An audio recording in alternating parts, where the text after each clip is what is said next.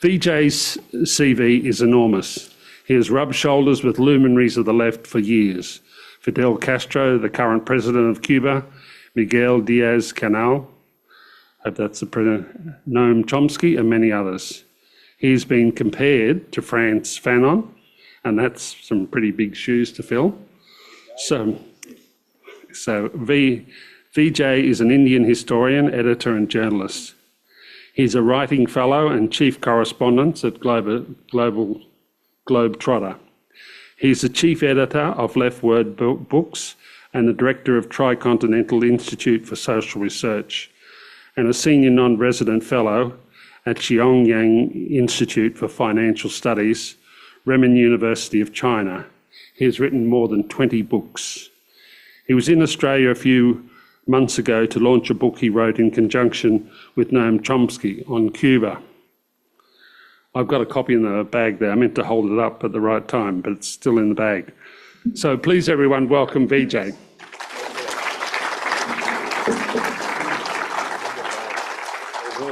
Okay. 45 minutes. Okay, thanks a lot.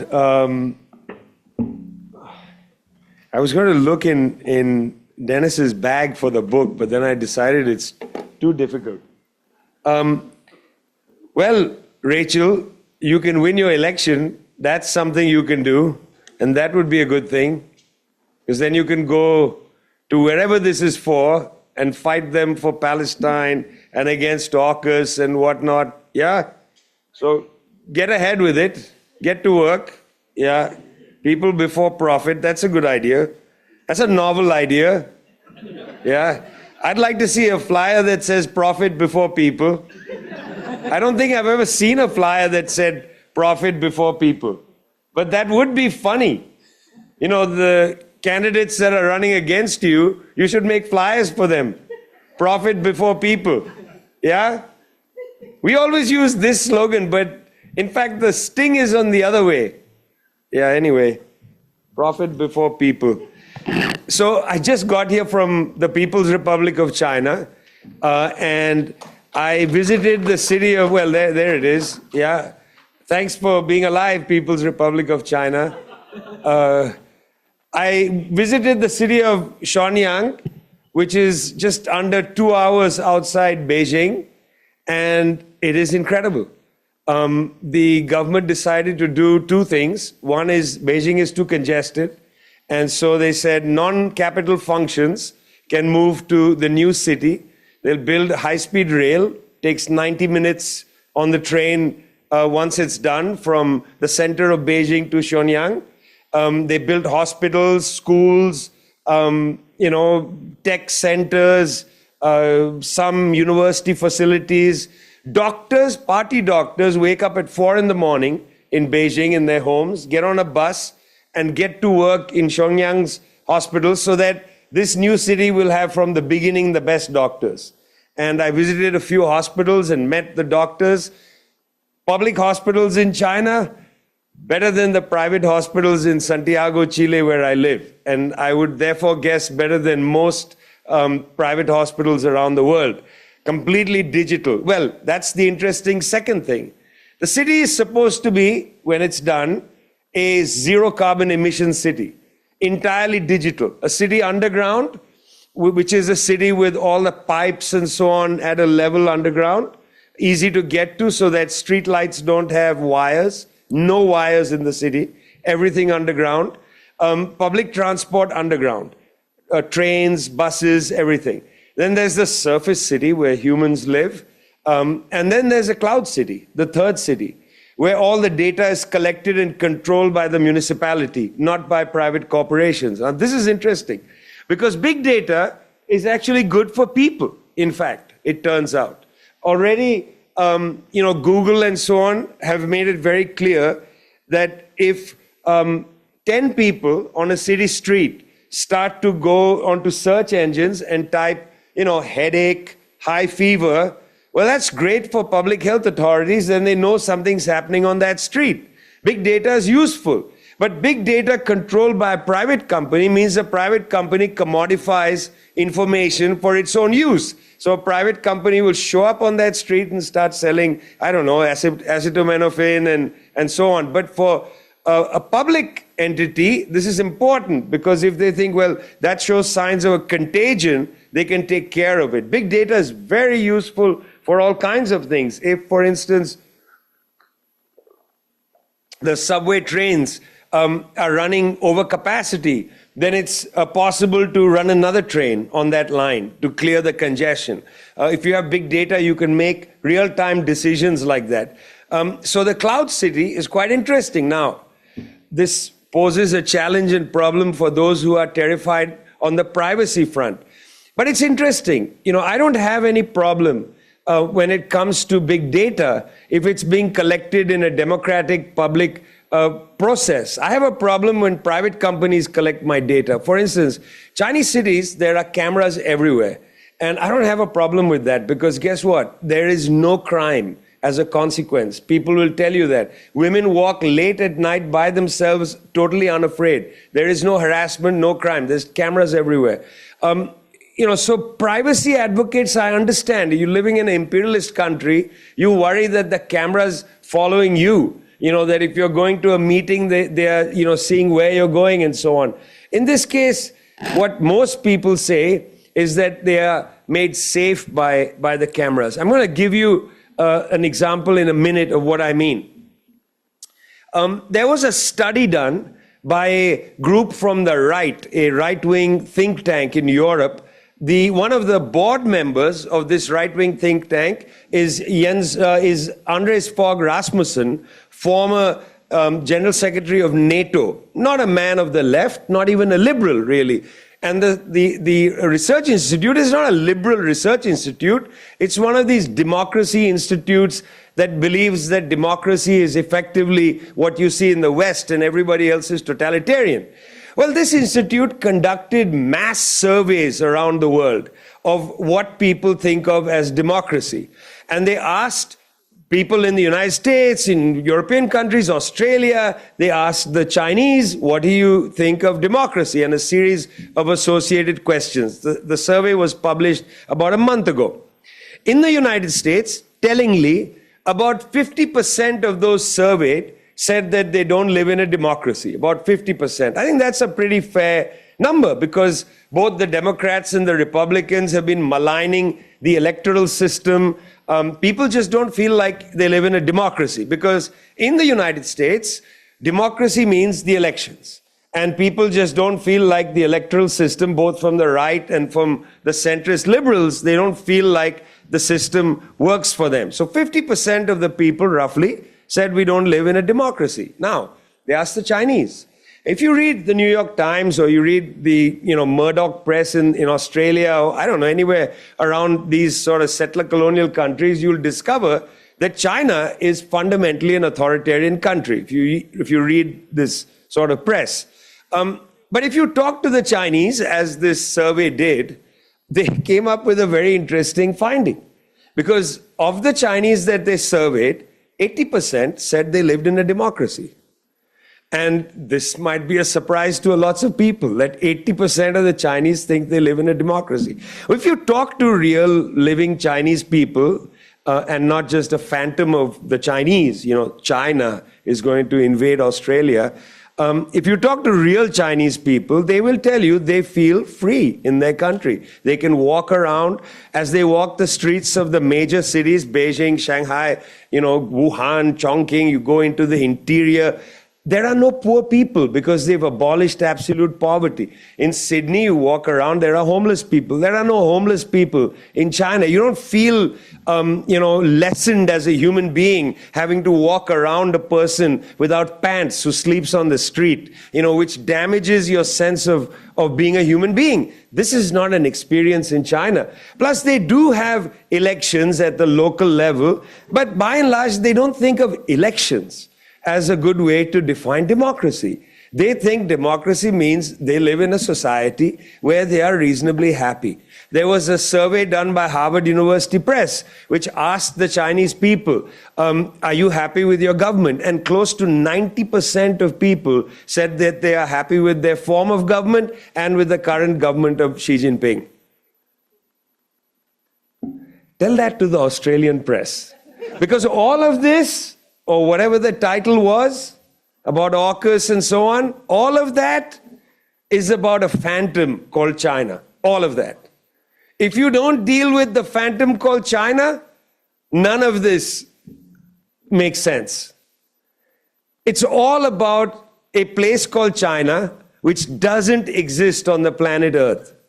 There is no China, which is the referent to which Anthony Albanese and the press refers. The China that they are talking about does not exist in the world. China does not want to invade Australia. Just to be very clear. They don't even want to invade the Philippines. They have no interest in invading Japan. They don't want to attack India. That's not their understanding of the next 100 years. They are pledged to what Deng Xiaoping called peace and development. With peace comes development.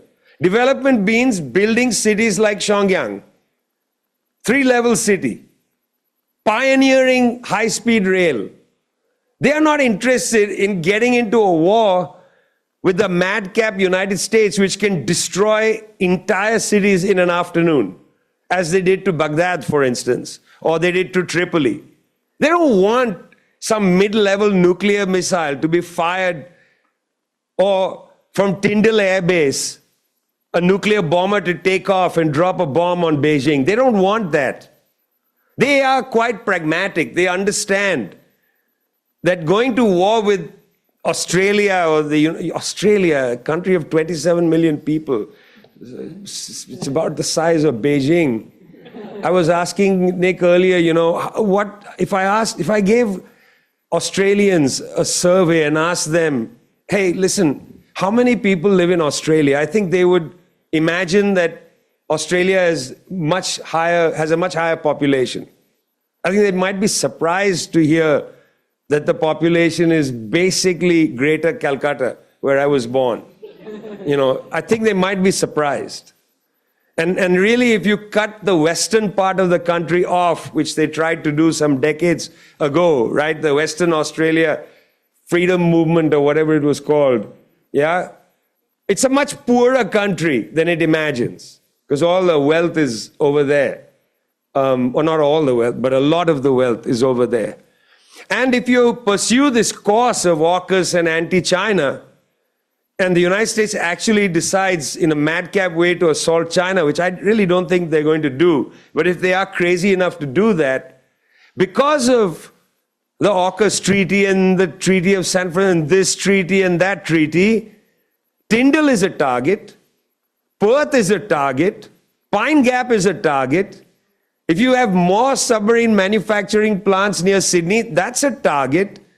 They don't want to attack Australia, but if Australia has Tyndall and will launch a nuclear weapon carrying bomber from Tyndall, Tyndall's a target. Pine Gap is definitely a target and has been a target since the Cold War. Nobody is interested in Australia, guys. The Soviets weren't, there was no Soviet plan to invade Australia. Nobody was interested. Why did you build Pine Gap? It's useless for Australia. It's useless. Did you know, for instance, that Sydney is further from Beijing than Beijing is from Berlin? Berlin is closer to Beijing than Sydney is to Beijing. I mean, Australia is so far away from China that you have nothing to worry about. Some little dinky warships circumnavigate Australia and you have an absolute fit in the country. 4 or 3 warships are going to come in and invade. Are you crazy? I mean, you have US military all over, crawling around this continent. Crawling. We don't even know where they are. Because the Australian government says everything's secret. Rachel, you get elected to wherever the hell you're getting elected, they're not going to share a thing with you because you'll be a security risk. Elected officials are deemed security risk. We met Clinton Fernandez, one of the most brilliant Australians. He says, it's insane. This whole project is insane. Okay? I just want you to think about this again. How many of you knew that Berlin is closer to Beijing than Sydney? One person. Geography is interesting. It's really fascinating. And the thing is that given Trump, and I'm going to come back to Trump at some length in a minute, you have all these ex-Australian right-wing people coming out now against AUKUS. You got to be very careful. Malcolm Turnbull, Paul Keating, Bob Carr, your former foreign minister, all ex, by the way, all ex, come out against AUKUS, but not really against the US domination of Australian foreign policy. Not really against the US domination of Australian foreign policy, because Bob Carr's statement is important.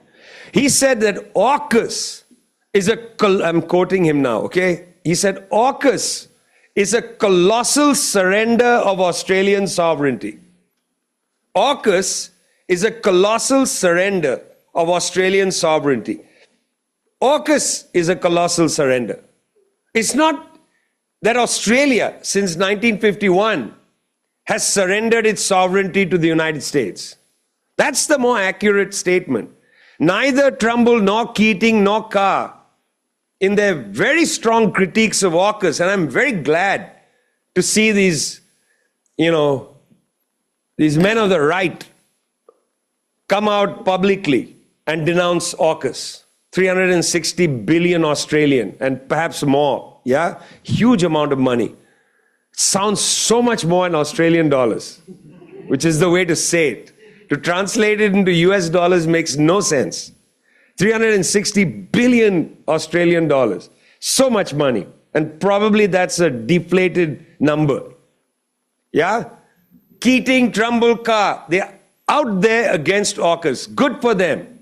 Writing, talking. I heard Turnbull, he's a funny guy on a podcast. He's a really funny guy. Yeah? Making some really funny statements. But it's really interesting. All these guys, when they're in government, they don't say anything. They don't resign. Nobody from Albanese's government of any high rank is going to resign on this. They don't make dissident statements and then wait to be fired. Because that's really courage. This is not really courage. I mean, to have Paul Keating make a statement is almost like an old guy needing relevance. But I'm glad they're out there against AUKUS. But I want you to understand that they are also misleading you, because they're focusing attention on AUKUS and not on the architecture of the Australian surrender of its sovereignty to the United States. A colossal surrender of sovereignty. You don't have a foreign policy. And I think you need to have one. Make Australia great again. Have your own foreign policy. Stand up and speak for yourselves. You used to have un-Great Britain speak for you, and then the United States. There's not been a moment in Australian history after the colony. There's not been a moment in your history when you've had an independent foreign policy. And I got this from Clinton Fernandez's book, which shows decisively Australia's interventions against its own interests time after time. Was it really necessary? And I know I'm just treading on some extremely sensitive nationalist toes. Was it necessary to go and fight in Gallipoli? What national interest did that serve for Australia? What national interest did it serve for Australian troops to fight in the Malay emergency? Brutal war. Why did Australia have to fight against the Vietnamese liberation movement. Why did those soldiers go there? Why did they fight in Korea? What were they doing there? They don't speak Korean.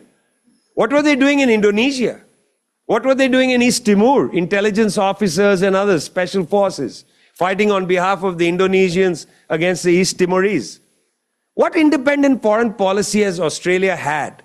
That's the question I wish Keating, Malcolm, Bob Carr, I wish they asked that question, but they don't, because they defend the status quo, the long-term status quo. What they ask you to be against is AUKUS, because they know there's a national consensus about Trump. And they know that the 10% plus 25% tariff is going to hurt Australia. So it's convenient to make this about Trump. But this is not about Trump and AUKUS. That's just the phenomena on the surface. Underneath the surface is US imperialism and the Australian subordination to it. Australia being a subordinate ally to the United States.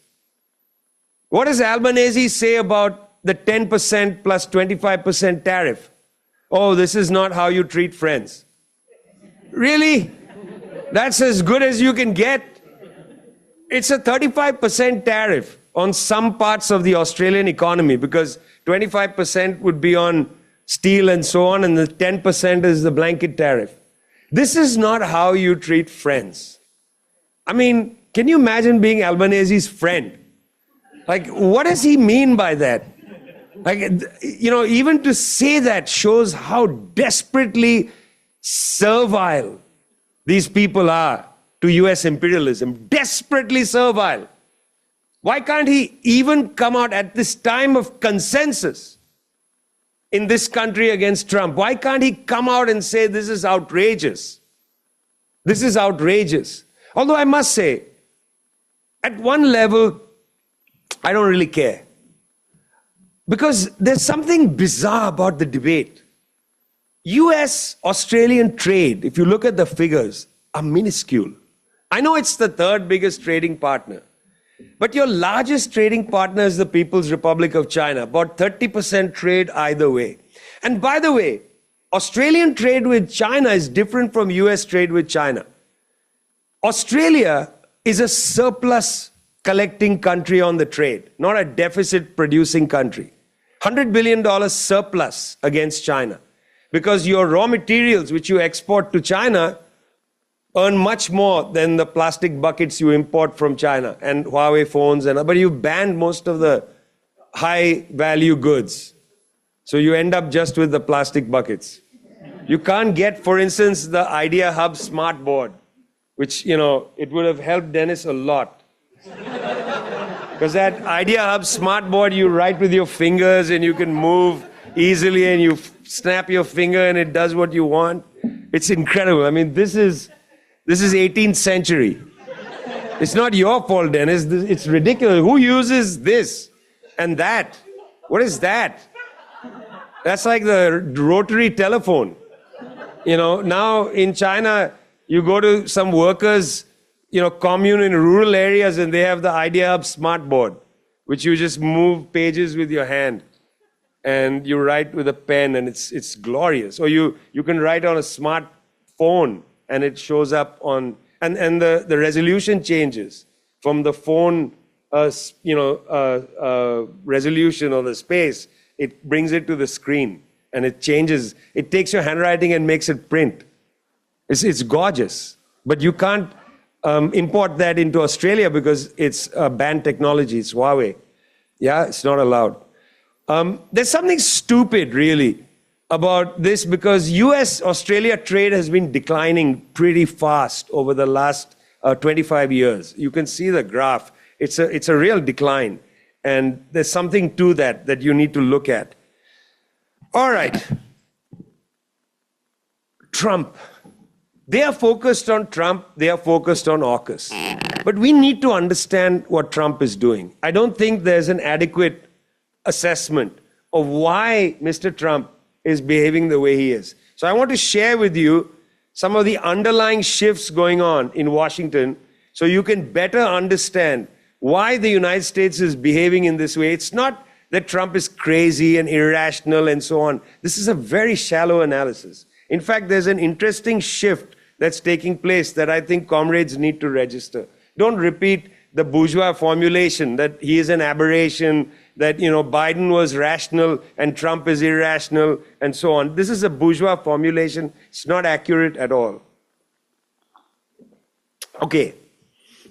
What's interesting is, from the collapse of the USSR until this second Trump administration, US foreign policy was dominated by effectively right-wing idealists.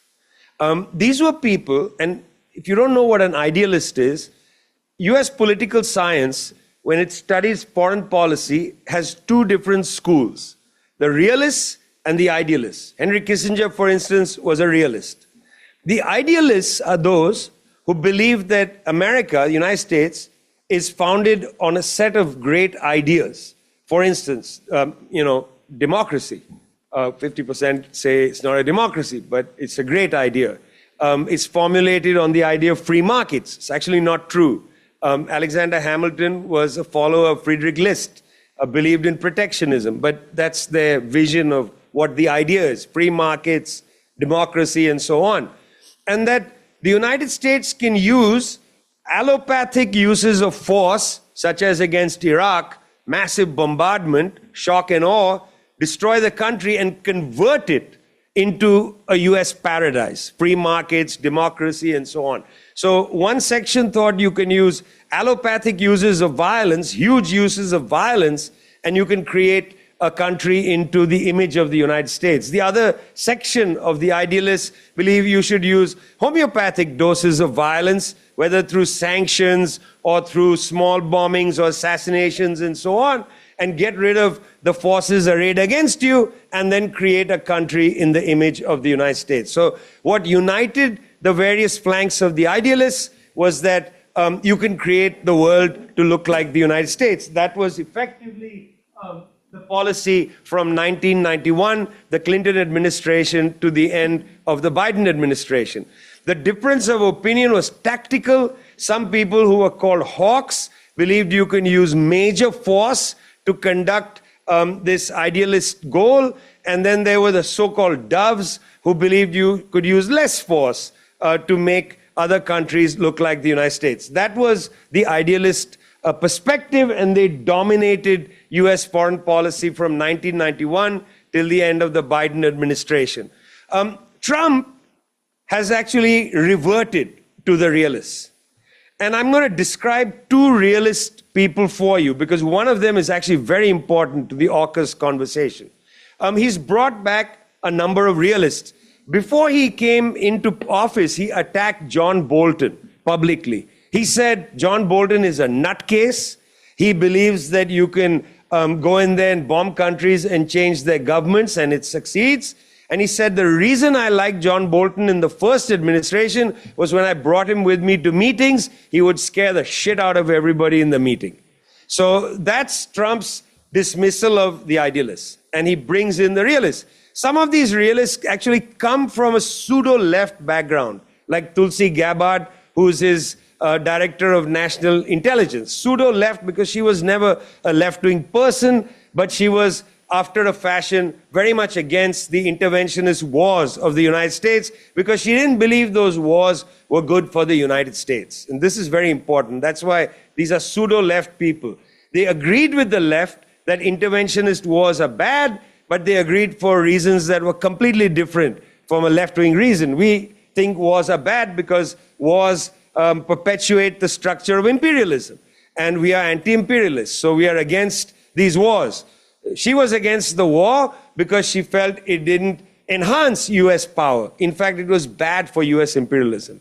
So that's why they are pseudo-left. There's a little confusion. People say, well, wasn't Tulsi Gabbard a person of the left? Never a leftist. She was against interventionist wars, but for imperialist reasons. You can actually oppose an imperialist war for imperialist reasons, and she's a good example of that. Okay, here are two of the people within the Trump administration who you probably have never heard of, but are pretty influential in the production of his foreign policy. One is Michael DeMeo. Very interesting man. He runs, he's part of the team running West Asian policy. Michael DeMeo, when he was being questioned by the US Senate to approve his appointment, was asked a question about Iran's nuclear program. And his answer was so interesting. I haven't watched these hearings in many years because they're so dull. They say the same things, But these guys were quite interesting because they are producing a departure from, 50 years of foreign policy. It's a big departure. Michael DeMeo said that, well, listen, if Iran actually does get nuclear weapons, it's no problem for the United States. It doesn't impact the US government. Because Iran would never dare to attack the US government, with or without nuclear weapons. It would never dare. The US would obliterate Iran. And now with Hezbollah weakened, with Hamas weakened, with the Yemenis to be weakened soon, with the Syrian government gone, Iran has no forward policy, no way to attack Israel if it is attacked. So Iran having nuclear weapons is not a problem. This is a very interesting realist calculation. That a realist here says, if this country has nuclear weapons, it's of no consequence to us. Just as if North Korea has nuclear weapons. Doesn't matter. They will never dare to attack the United States. So why should we spend hundreds of billions of dollars trying to prevent them from getting something which is of absolutely no concern to us? Wow. It's a big departure from US foreign policy. That was Michael DeMeo. And more interesting and important for you is the other appointment. He's number 3 in the US Defense Department.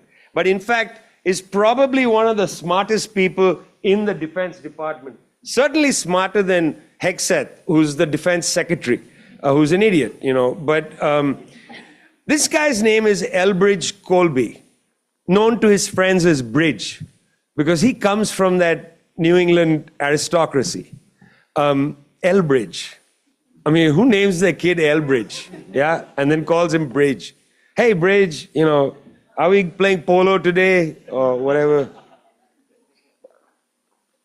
Elbridge Colby is the grandson of William Colby, who was the head of the CIA in the 1980s. And those of you who remember Iran, Contra, and so on may remember the name William Colby.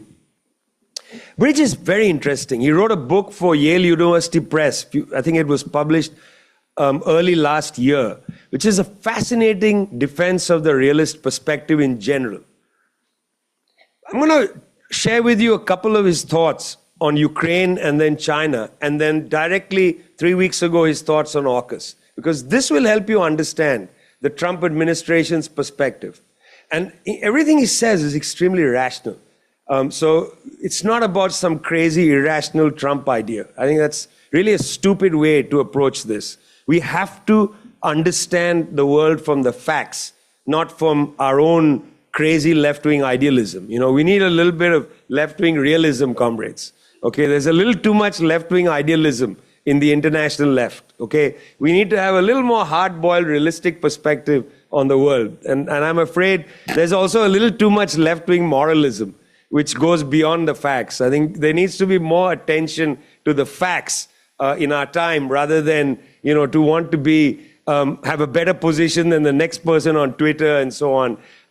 Adherence to the facts, which was Lenin's mandate to us. Lenin sitting up there toward the back, looking so good, Abdullah. So good, as the Lenin of our moment. Yeah, looking so good. Okay.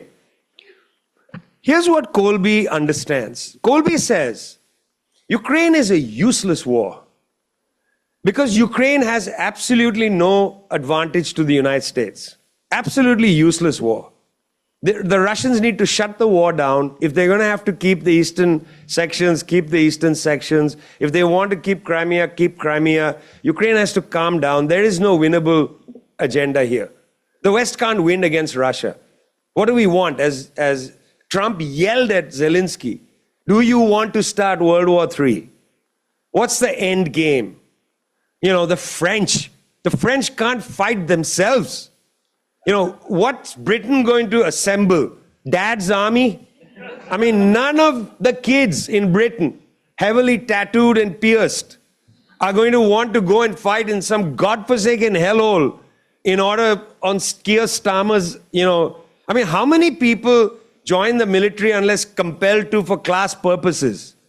Which middle-class kid is going to sign up to fight for Keir Starmer or for Emmanuel Macron?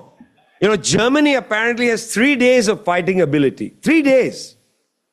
These guys talk a big game, but without the US umbrella, without US resupply, they are nothing. So Colby says, you guys are nothing without us. And we're not going to help you because we are not interested in this war. It is a distraction. Russia is not an existential threat to the United States, he said. He said Russia is merely, and he's completely correct, is merely a commodity exporter. It's not a threat to the US. They export commodities. They export natural gas and oil. So what? So does so many countries. So does the United States. It's not a threat to the US. Stop this war. It's garbage. Plus, within the racist section of the Trump administration, the hardcore white supremacists, they have an idea that Russia, in fact, is peopled by whites, even though Slavs, and peopled by whites who are Christians, even though Orthodox, and they hate homosexuals as much as the right wing in the United States, and they hate the woke agenda of transgender, this, that, and the other, and that right wing in Russia can be peeled off from Russia's alliance with China, and that the United States can find common cause with these people against the real threat, which is China. I'm coming back to that later. So Colby says, and quite correctly, that Russia is not a threat. I agree with him. Russia can't threaten anybody. Yeltsin destroyed that country from 1991 till Putin in 2007 said we're renationalizing oil and natural gas. They just gave everything away on the orders of the United States. In 1996, Yeltsin lost the election. The KPRF, the communists, won the election. The United States intervened to make sure Putin was re-elected. Don't talk to me about this. This was a cover story in Time magazine. Time magazine had a cover story, how the Americans intervened to make sure the KPRF, that Zyuganov didn't become the president of Russia in 96. The Russian communists could have come back in 1996, democratically elected, because Yeltsin was such shit from 91 to 96, drunk, falling off stage, all of that. Putin renationalizes oil and natural gas, but that's not a big deal. This country is not a threat to the US. That's what Colby says. Number one. So this whole overture to Russia to end the war in Ukraine isn't some Russian scheme cocked up by some money paid or some tape that, I don't know, sex tape, Trump pissing on somebody. It's not that. They have an argument which actually makes sense to me. If you're the United States, it's not worthwhile to spend hundreds of billions of dollars on an unwinnable, stupid war. Make a deal, stop the damn war. That's the perspective. I agree with them. Yes, I said this somewhere and somebody said, oh, so now you're a Trump supporter. No, idiot. I think the war is stupid. Just because you agree on something, I'm sure he eats breakfast, so do I. That doesn't make me a Trump supporter. That's dumb, yeah? I think he's a right-wing fascist. But he's right on this, and Colby has an argument for it. Then Colby turns around and says the real threat is China. And that's where things get interesting. Because this administration, realistically and correctly, I agree with them, has figured out that China is the actual threat to the United States. But what is the nature of the Chinese threat? And this is what the Australians don't understand. Or when I don't mean you, I mean them, Albanese and down that section. Or at least they're not talking about it in public, yeah? When I say, they may understand it in a secret briefing, but what they're telling you is garbage. In fact, interestingly, and here's the statistic, I published this a few weeks ago in a tricontinental newsletter, and you can subscribe to the newsletters online, thetricontinental.org. This newsletter referred to the Australian Strategic Policy Institute, established by the Australian government in 2001, funded by the Australian military. It's a think tank, yeah? They released a report late last year. Okay, they keep a record of 64 critical technologies. 64 critical technologies, okay? All kinds of things, high performance computing, quantum sensors, space launch technology, and so on. Okay, doesn't matter. 64 technologies, okay? Between 2003 and 2007, United States led in these 64 technologies, yeah? In 60 of 64. So the overwhelming advantage. This is 2003 to 2007. The Chinese led in 3 of them. So 60 out of 64, 2003 to 2007. Between 2019 and 2023, or roughly, 20 years later, roughly, the US led in only 7 of them. So from 60 to 7. And the Chinese now lead in 57. From just a tiny number to almost all of them, and are growing technologically. But what I saw in Shenyang, for instance, was amazing. I mean, there is stuff there technologically that they're doing, which is science fiction. The metro train is so fast.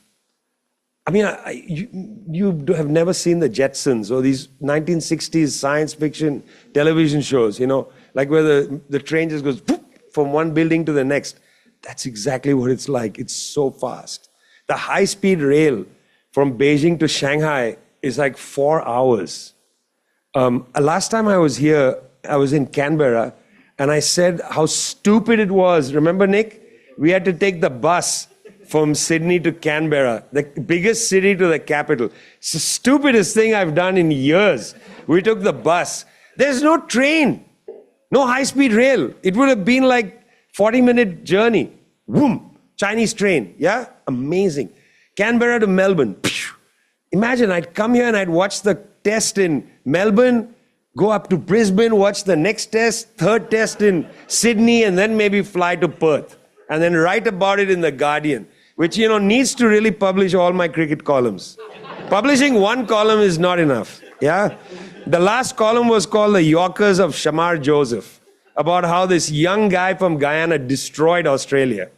And the Australians were like, oh my God, he got Travis Head was out for a duck both innings. Second time, he didn't even see the ball. He later said he didn't see the ball coming.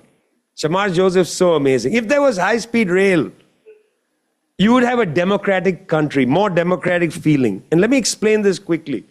In China, during the Spring Festival is the largest internal mass migration in history. Okay, 100 million people plus move to go see their families for the spring. With high-speed rail, even lowered income people can go home because it's affordable. And they can go home in 6 hours, 7 hours, so on, where it would have otherwise taken 5 days with a steam locomotive. So the Chinese are making these extraordinary advances. That was the Australian Strategic Policy Institute, funded by the Australian military. In other words, the Australian government knows that China has an enormous technological advantage over the United States. And that's an enormous threat to the US. The US economy relies on rent-seeking firms that have a technological advantage over firms everywhere else in the world. But these rent-seeking firms no longer have those technical advantages. Apple has very few technical advantages over Huawei. Okay, most engineering that is happening now, whether it's with magnets or with, like computerization and so on, the advantage is with Chinese firms. And many of them are state-owned enterprises. And this is a serious threat to the US economy. When Obama started the pivot to Asia, they began to understand the emergence of the threat in 2011. And then by the time Trump came in his first term, it was very clear that this was a serious problem. And Trump started the tariff and trade war against China.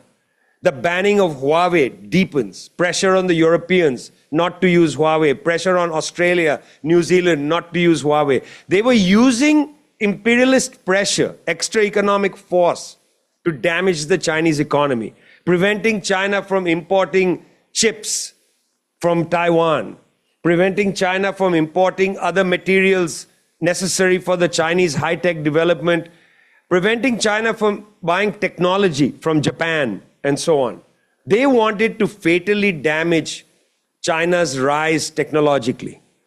Xi Jinping, at the same time, President of China, gave a speech saying China is moving from this generation of industry to advancing what he called new quality productive forces. This is the new word in China. This phrase is the new phrase.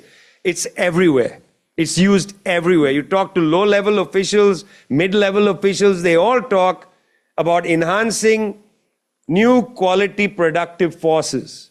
Went into a party office of the Chinese Communist Party in a small town in Hebei province. And in this province, in this party office, there were these giant ATM-type kiosks where the peasantry, it's a rural area, can come in, put their ID number in, and they can print out land documents. They don't have to go online or anything. It's done in this kiosk. This kiosk prints legal land documents.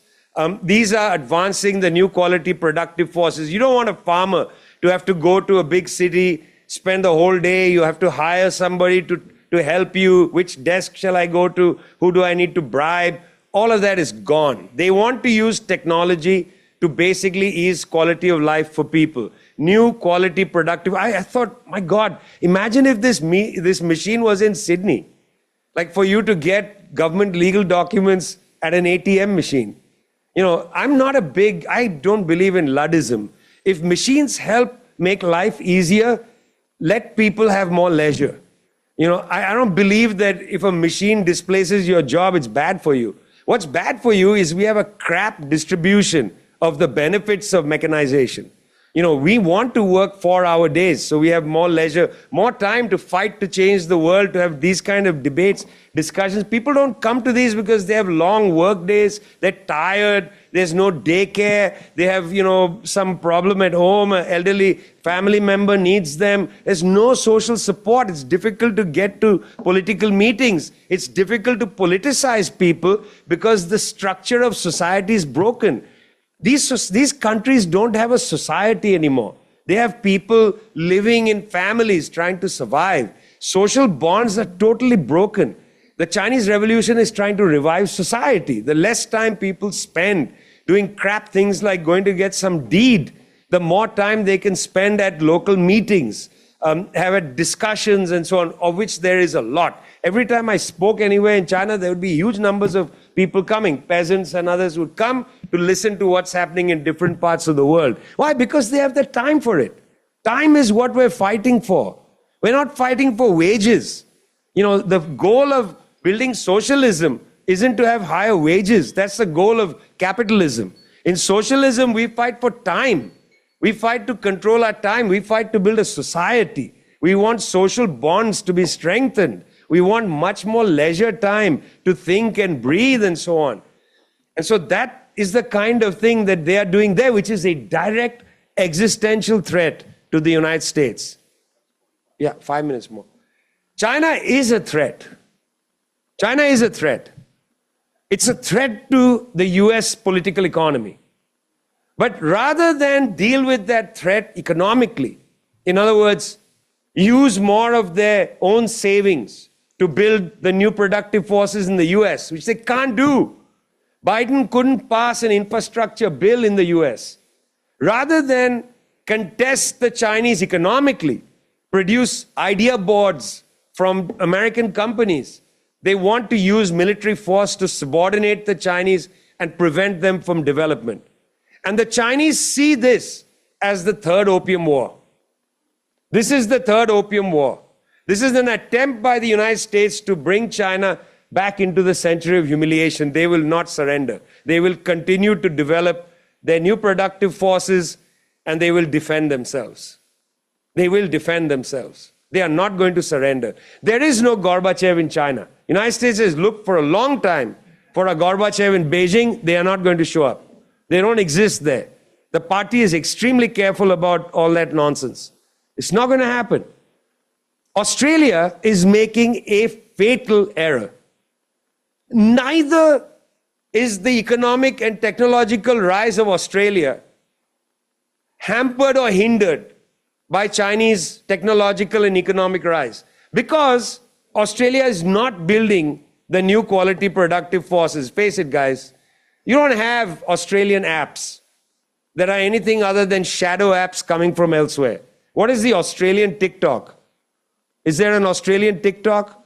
Is there an Australian drive share app? Is there an Australian pay app? I mean, there are no technological breakthroughs, or few technological breakthroughs coming from your development is basically like Russia's development. You are a seller of commodities, and that too primary commodities. That's what Australia is. That's what it has been, and that's what China is not a threat to that. China, in fact, is your largest market. Secondly, China is not a military threat to Australia. They have never indicated any interest in attacking Australia. So it is sort of stupid to actually spend any money on defense which is geared towards a so-called Chinese threat. You want to go to 2% of your GDP or 2.02%, as Albanese has said, that's up to you. But don't make the calculation based on an invasion by the Chinese. Now there's another number being floated about. Richard Marles, your fabulous Defense Secretary, wants to go to 2.4% of GDP by 2033, $100 billion more. That's actually 1/3 of the conservative price for AUKUS.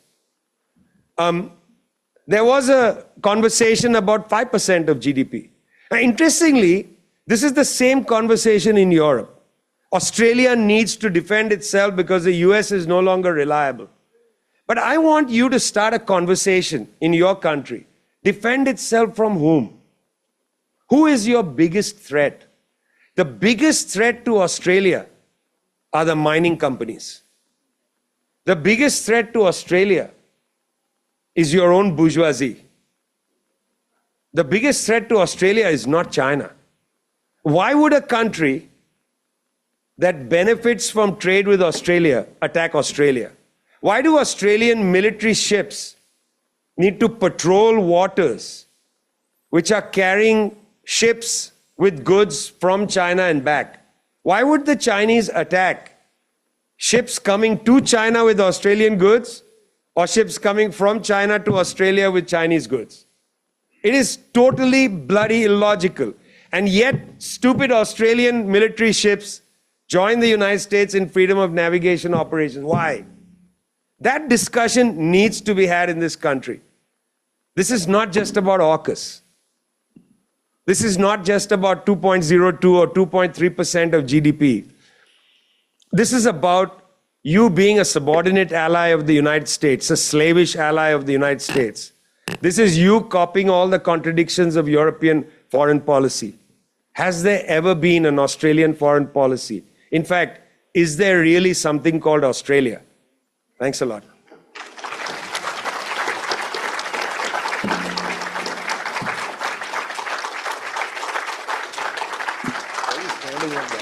Knees are hurting. Okay. We'll do some questions for what? 20 minutes? 20 minutes? You want to run it or do you want me to run it? Well, I can run it. I'll run it because I might recognize some scoundrels and prevent them from asking questions, you know. Just one, can you hear me? At all these functions, please keep your question short and to the point. If you want. Because, you know, I mean, yeah, it's one of those things. It comes actually, Dennis, in a way from a lack of social spaces.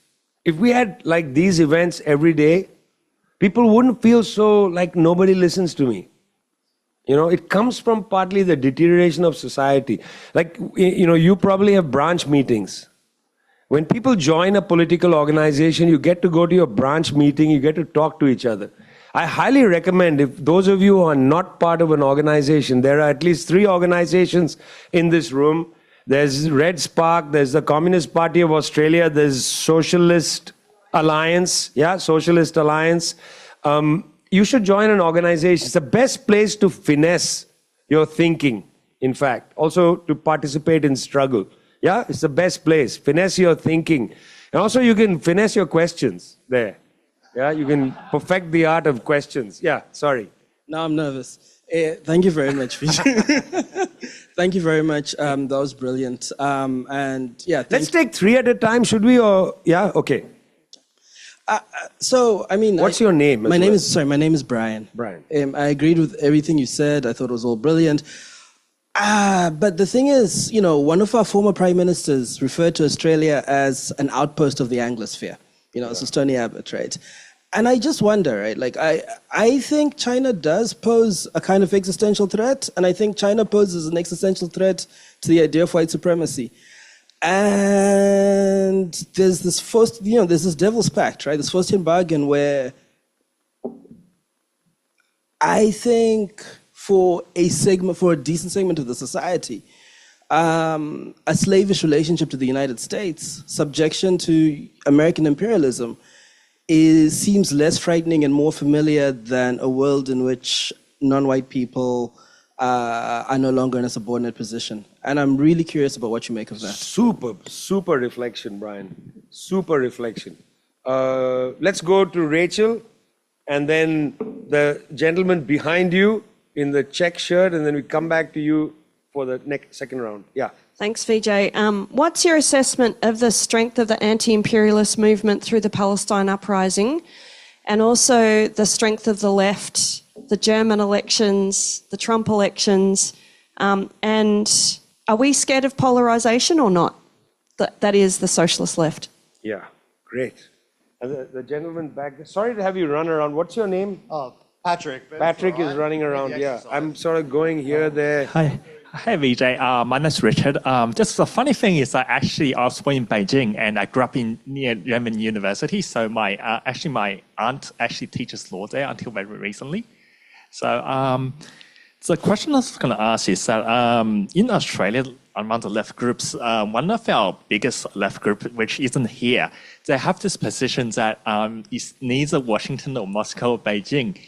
But I can't help but notice that this type of mentality puts them in a position where they pits the very real documented atrocities and imperialism of the United States versus theoretical ones the Americans accuse China of. For instance, this bullshit called social credit, like that, which has been dismissed by many actual researchers, even from the U.S. government, yet it's still being spewed out by in the social media and even amongst many leftists. I just want to say, how should leftists address this type of mentality, that this false balance? Thank you. Wow, what's great is there's actually a nice, convergence in the questions. Brian, yes. Okay, it's true. I mean, I mentioned it parenthetically, the colonial blah, blah, blah. But I think there's something to that. I think there's a little anxiety. And it goes to Richard's question. Like, these countries must be bad. They must be doing bad things. Like, the United States can bomb Iraq, kill 1 million+ people, have Abu Ghraib, Guantanamo, the black sites in Eastern Europe. But somehow Tony Blair is just okay, George W. Bush is okay, you don't need to send them. And it's weird because it's not like I like Rodrigo Duterte. Rodrigo Duterte went after the drug dealers with vengeance, yeah? But he didn't kill as many people as Bush killed in Iraq. And he's just taken to The Hague, yeah? Trump's ally in El Salvador, current ally, Bukele, is doing almost exactly what Duterte is doing. It's where the US is exporting prisoners to Bukele's jail and paying El Salvador for those prisoners to be held there. Brutal policies by Bukele, no jail for him, US ally. They do have this, the powers that be, they push this idea that the darker people of the world are more sinister. The Chinese are more sinister. The old yellow peril ideas.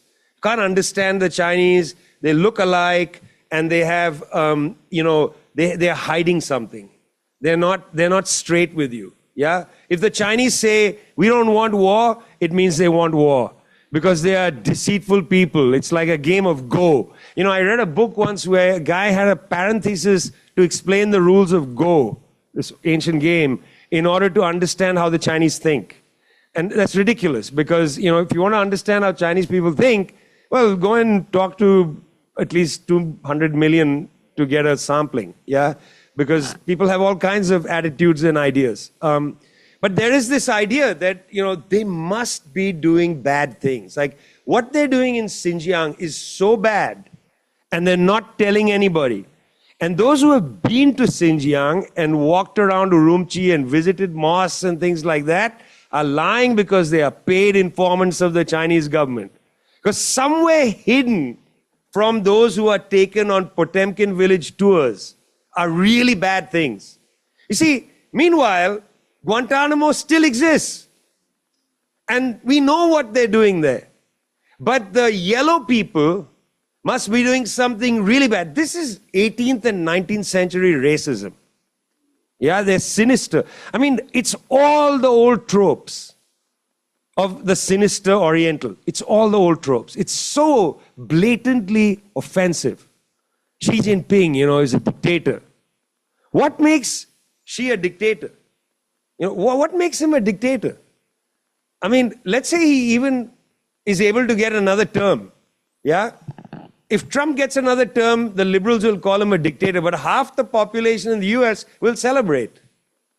What makes somebody a dictator? It's interesting. Just before leaving China, I had lunch with a professor from Fudan University, Professor Meng Jie, who teaches economics. And I was asking him about financing in China. Like, how does it work? I needed to understand how local authorities raise finance. So he said, well, interestingly, yes, it's true, the municipality raises the first taxes, then the district, then there's some federal taxation. Taxation goes up. But a lot of the tax is held by the municipality and the province. Because the principal governance of China takes place at the urban and the provincial level. So if you talk to a provincial level official, they will say, if it's not forbidden to do something by the central government, we can do it. We can innovate. If the central government forbids it, for instance, opening up finance, we can't do that. And if you look at it, the central government actually doesn't forbid a whole lot of things. It doesn't. Because they have to give latitude to the provinces. So how is that a dictatorship? That might be a democracy you don't understand, but it's not the same as a dictatorship. It's its own thing. It's their own kind of democracy. Majority of Chinese people seem to be okay with it. Most of those who are yelling and screaming about China being horrible haven't lived in China for 150 years. They've been part of the long-term Chinese diaspora in the United States, in Europe, in Australia, and so on.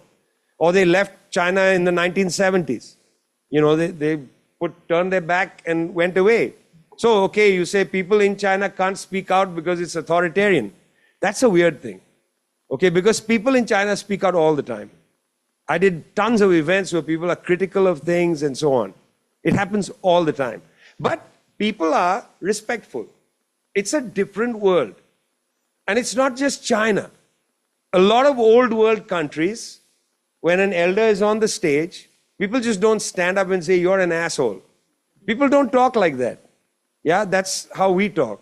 We are unruly people. Yeah. But imagine if you go to, I don't know, Uganda, and a professor is on the stage, you can't just yell and scream at them. That's just not the way. These are old countries with old established traditions. It's not authoritarian, it's dumb, yeah?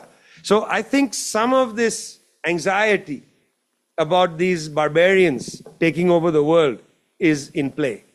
It is in play. How can the barbarians have authority in the world?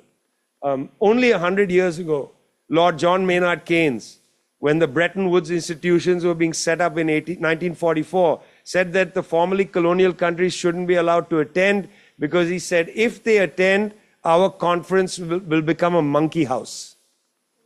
That was Lord John Maynard Keynes. Our conference will become a monkey house. Yeah, if you read Richard Nixon's statements, he uses much more colorful language to refer to people. We don't want the Africans because they are fill in the blank. Yeah, direct statement. Trump is pretty blunt and direct. Yeah, liberals sometimes like to hold their tongue and be dance around, but Trump was direct.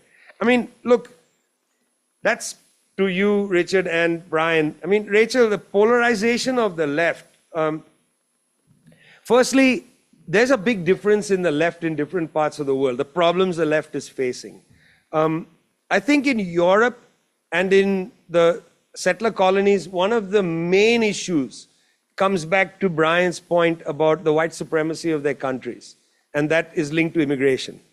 You can't go around destroying the world and then creating economies where you're paying the working class so little. You can't expect that these two things aren't going to produce a working class from a bombed country, because your own citizens are not going to clean toilets and pick strawberries and so on. They are used to now a middle-class life thanks to social welfare policies and so on. Families who have a house don't want their kids to go and become janitors. They may allow them to own a janitorial service company, which has a whole bunch of migrants in a van that this person drives around and tells them, go out and clean the toilet. You see that in Australia as well. This is the immigration crisis. It's a crisis of war abroad and rising expectations at home, which these countries can't meet anymore. Okay, so the left has a problem because the left comes out there and says open borders. And, that loses you a lot of people in these countries because it's not actually a clear political analysis. It's an emotional, moral approach. So in Europe, the left in many countries can't appeal to the working class anymore. Similarly in the US, the right has taken over. Clara Zetkin in 1923 wrote a terrific essay about the early rise of fascism. She said the fascists have entered the consciousness of the working class. They have built a mass movement within the working class. It's not that they've deluded the working class. That was not her analysis, not the analysis of the Comintern in the early years. It was Zetkin, it was Gramsci, it was Togliatti, it was Sla from Hungary, it was Dimitrov in 1935. These people all understood that fascism wasn't just a dictatorship. It built mass movements of the working class. And we are not able to create an argument about immigration that is sophisticated enough not to be inhumane and at the same time not to completely dismiss the anxieties of people born in a country can't find a job. Yeah, we just don't have the language for it, or our language is too complicated. Like, all the things I said, it's too complicated. Wars over there, you don't want to work cleaning toilets. It again sounds like an attack. If only you went and cleaned toilets, you'd get a job. That's not a way to reach people. That's a dismissal. It's a bourgeois dismissal of people's worries. In Germany, the Bundeswageneck tried something interesting. They tried to enter from the left into the immigration debate by making the argument that we should stop bombing your countries, then you don't have to come here. And they were accused by other parts of the left as being right-wing, social conservatives, anti-immigrant, and so on. Unhelpful. Part of it is Sarah Wagenknecht herself made the argument poorly. She sounded like she was saying, go back home. But what she was really saying is, do you really want to live in Germany in a as a third-class citizen? Yeah, do you really want to come to Australia and make beds, in a hotel or whatever, Is that the highest aspiration for you? Drive Uber or something. Is that what you want? If we didn't bomb your country, you wouldn't come here. But I don't think we've found the way to talk about that. And basically, this is a great example of the left eating itself, because, we do this all the time. Minor differences within the left always become the major point of contention. You know, it confuses the working class to see the left eating itself on a minor disagreement. You know, like Ukraine. I mean, for God's sake, how did Ukraine become the point of division for the Australian left, European left, US left, and so on, at a time when there are so many other issues to unite you? Why is that a point of complete division and rupture? I mean, when I came here last time, I was forbidden to speak at the Palestine rally in Melbourne because they said he's a denier of the Uyghur genocide. So he shouldn't be allowed to speak at the Palestine demonstration in Melbourne. I still went for the demonstration. I marched in the demo, enjoyed it thoroughly, found the energy very good. But what is that? How does that make sense? That becomes the point of division. You know, it's moralistic politics. Somebody says, I disagree with him, he's a genocide denier. And others says, well, in solidarity with our comrade, in allyship, I hate that word. In allyship, what word is a liberal NGO word? In allyship with my comrade, I'm going to, you know, there's no struggling with your comrade. Whatever somebody says, I don't like this, okay, we agree with you. Because you are here and struggle with us. So we'll just dismiss something, you know, we don't know anything about. And we don't give the person a chance to talk about it. So, you know, nobody asked me, like, what's your actual position on the Uyghur genocide? You know, why? But they just said, no, he can't speak here. That, we're eating us. I'm not saying I would have made a big difference, okay? I'm not saying that. But on the other hand, it's dumb. It's just a small example of the dumbness. Let's get 3 more. In the front row first, and then we go back to him in the black shirt, so I keep you running. And then this 2 black shirts. All the team of the black shirts. I have that shirt, by the way. Yeah. Kia ora, Vijay. I'm Liz Rem as well from Aotearoa, New Zealand. And I'm also very involved with World Beyond War, a global peace organisation network, as well as a Pacific Peace Network. And I've worked a lot with IPAN as well. Loving hearing you speak in the flesh. And I want to focus on the Indo-Pacific or Asia-Pacific aspect. By the way, Aotearoa did stand up to the United States in 1985, and we wouldn't let the warships, US warships, come in too. Very good. Because that was they 1985. Yeah. Yeah, I know we're pretty weak since then. Sorry. And we got kicked out of ANZUS, which was great as well. Yeah. But now we're just as bad as anyone else, I'm ashamed to say. Indo-Pacific, and it's picking up a little bit about some of the other questions earlier. In terms of China, a lot of you hear people saying, oh, you know, China's investing huge in infrastructure and so on, development in many, many countries, and especially Pacific countries and so on. And as you mentioned, this is looked at with suspicion, as opposed to, and a lot of people saying, oh, that they're creating huge debts that these countries are going to have to pay back. I'd like your interpretation of that, please. Yes, okay, great. Black shirt 1, black shirt 2. Saying black shirt is a really weird thing, but I don't mean it in that way, okay? I know all of you are very smart politically. Yeah. Thanks for talking to us tonight. In the coming decades, there's going to be a lot... What's your name? Oh, Mitchell. Mitchell. Yes. In the coming decades, there's going to be a lot of refugees fleeing the climate crisis. It seems likely that the Global South is going to look towards China for leadership. How is China planning to respond to this situation? Very good question. Okay, and then this Indonesian friend here. My name's Andy. China 2025, it's amazing, and the people are really proud of their country. But I remember in 2003, my idea of China was smog-filled cities, low-paid workers. But I'm embarrassed that I had to wait until successful China was there before I started supporting China. I'm just wondering if you could comment on if you had a journey in terms of supporting China, as in were you supporting China in 2003? Because I'm embarrassed that it was only just recently.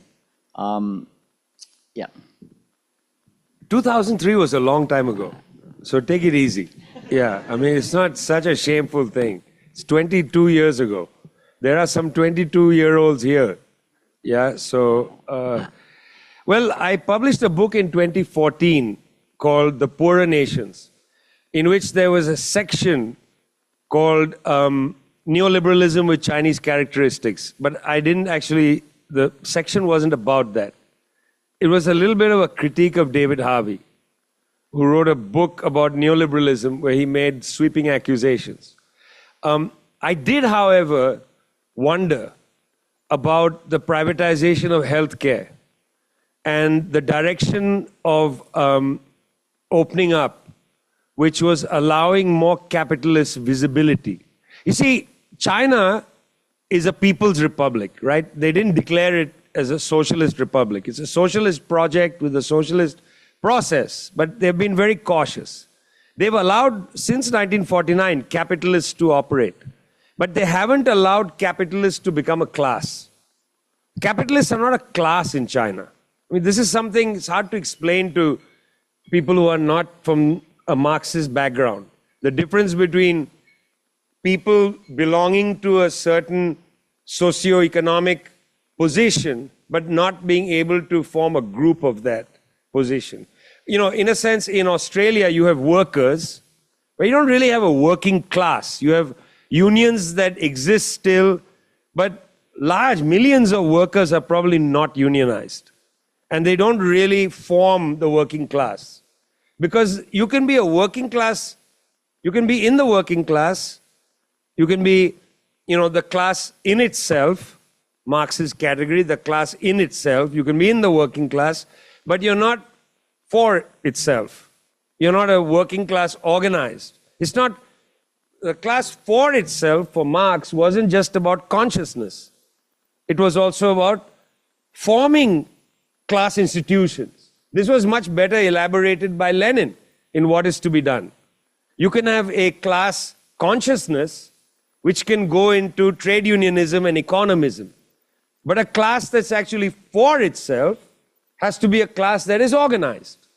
In the same way in China, in reverse, you have capitalists, but they don't form a class for themselves. They are not, there's no capitalist class. So in the 1990s, it appeared that the capitalists were beginning to organize themselves and assert themselves into state power. Then in 2014, the country takes a decided left turn. That's what you are probably seeing. When Xi comes to authority in 2014, he pulls the country to the left. Even though of the 100 million members of the Communist Party, he doesn't have a majority. The majority of the Communist Party is not of the left. That is to say, within the Communist Party. They're not of the right, but they are more reformist than, say, the camp led by Xi, the section led by Xi. Xi made a very good alliance with patriotic elements in the country and drove a left agenda in the country, which included smashing the attempt by capitalists to form a class, such as telling Jack Ma to go back to school. He took him and said, go to a house over there and read my first volume of On Governance and study it and see what happens, yeah? He basically disassembled the attempt by the capitalists to form a class.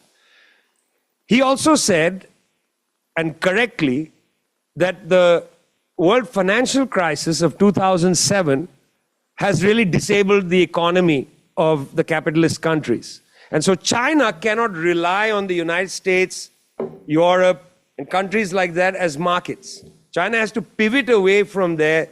And so he pushed the Belt and Road, or then One Belt, One Road. And he pushes into BRICS deeper. He leans into BRICS. Hu Jintao enters BRICS, but she pushes harder into that process. Pushes harder on Russian-Chinese trade because of the big border. Leans into that and tries to, in a way, decouple from reliance on the US. So China's break and, in a way, deepening of the socialist agenda, including abolishment of absolute poverty, comes under Xi. So it's no surprised that you in 2003 had a certain opinion and then in recent decades have a different opinion. Because in fact, China has moved. And that's something I should say to people, is that China is not a, historyless place. It is not the Orient with no history. Just, some sort of emperors. Yeah? From this dynasty to that dynasty to the communist dynasty. This is not a communist dynasty. The presidents of China have politics.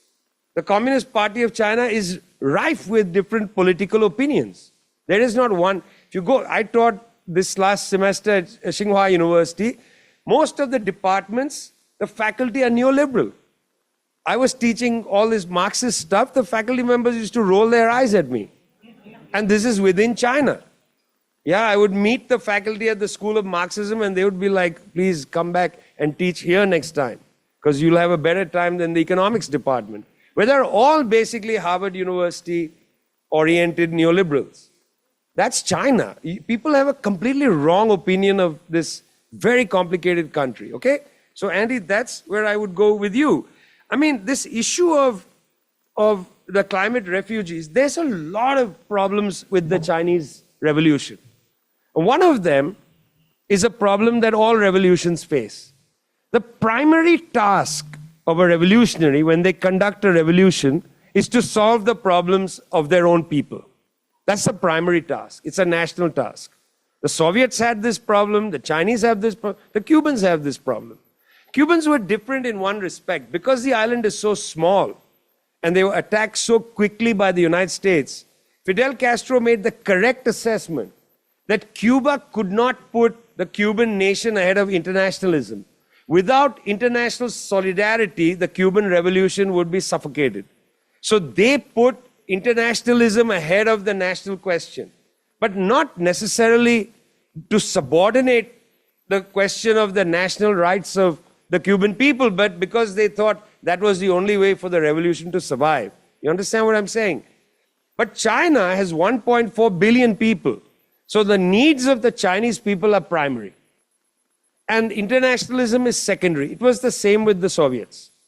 Yeah, the Soviet Union very quickly assembled the Comintern in 1919, 1.5 years after the revolution, less than 1.5 years. It was an incredible thing to do. But that's because they understood that if revolution didn't spread, they would be suffocated. Yeah, but soon they realized they had to build up their military because they were going to be attacked. Stalin made an assessment. That was his disagreement with Bukharin. Bukharin argued that this was the path to economic development. Bukharin was correct, but so was Stalin. Because Bukharin's entire economic agenda relied on low military spending. It relied on the idea that peace would allow the Soviet Union to develop. He was right in his economic assessment, but Stalin was correct in his political assessment. That if we don't accelerate industrialization and build those damn tanks, when they invade us, we will be crushed. Stalin's view prevails because they succeeded in defending the Soviet Union in World War II, and they also liberated the extermination camps of the Nazis. A newsletter I'll publish in a couple of weeks is on Buchenwald. I think it's next week. The anniversary of the liberation of Buchenwald, which is one of the camps which was liberated by the communists within the camps. And after the fall of the DDR, West German historians came and rewrote the history.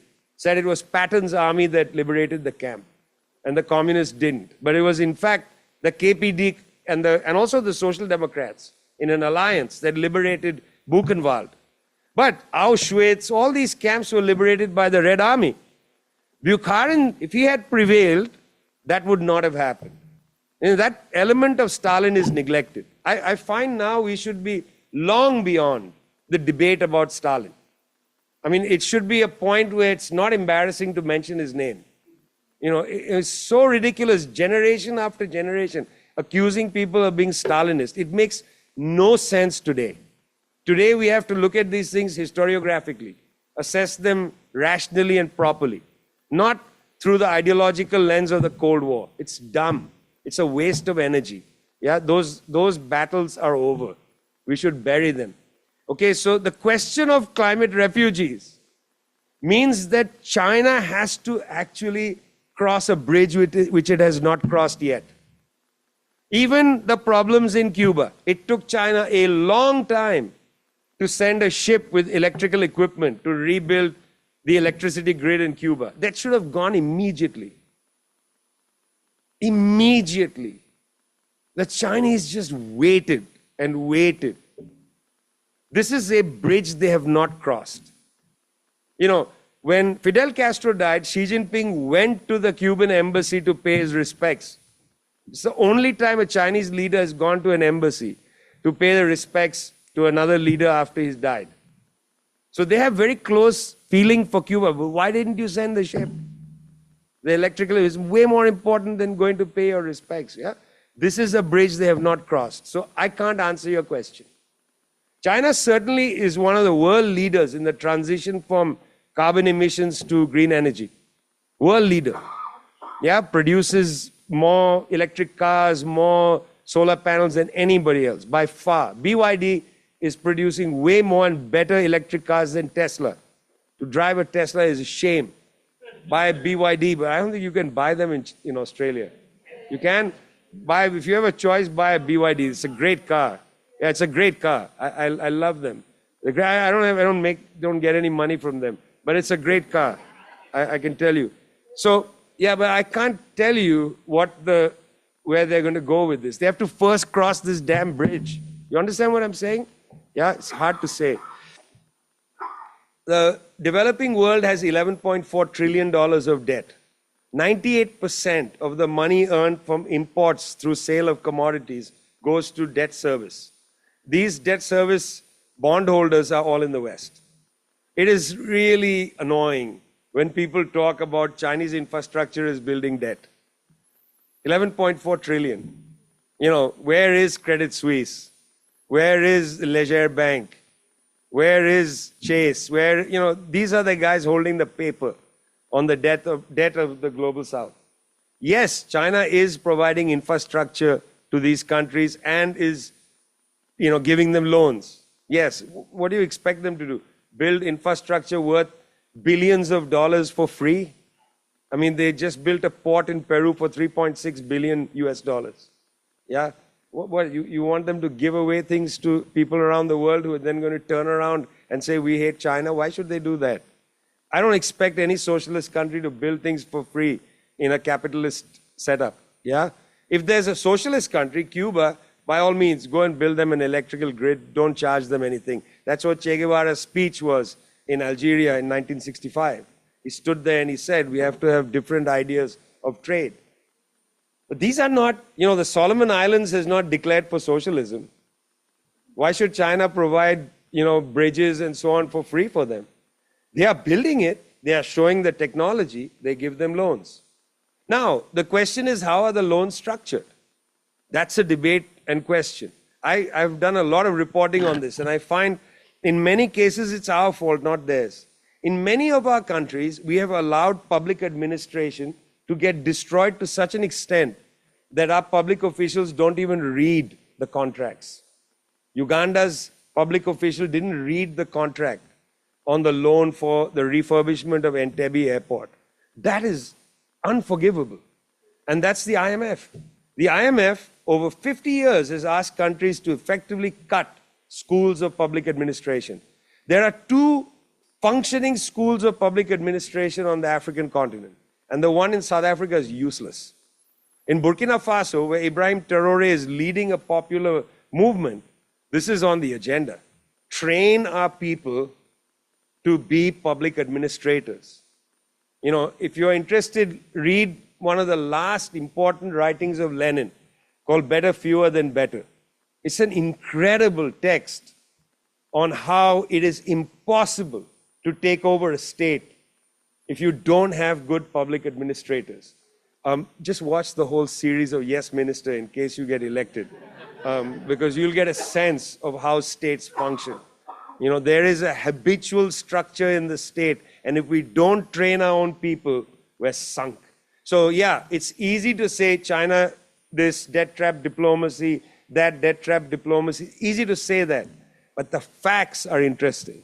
And the facts show that the old colonial world is holding the paper on the real debt. The old colonial countries actually produced a long history of colonialism.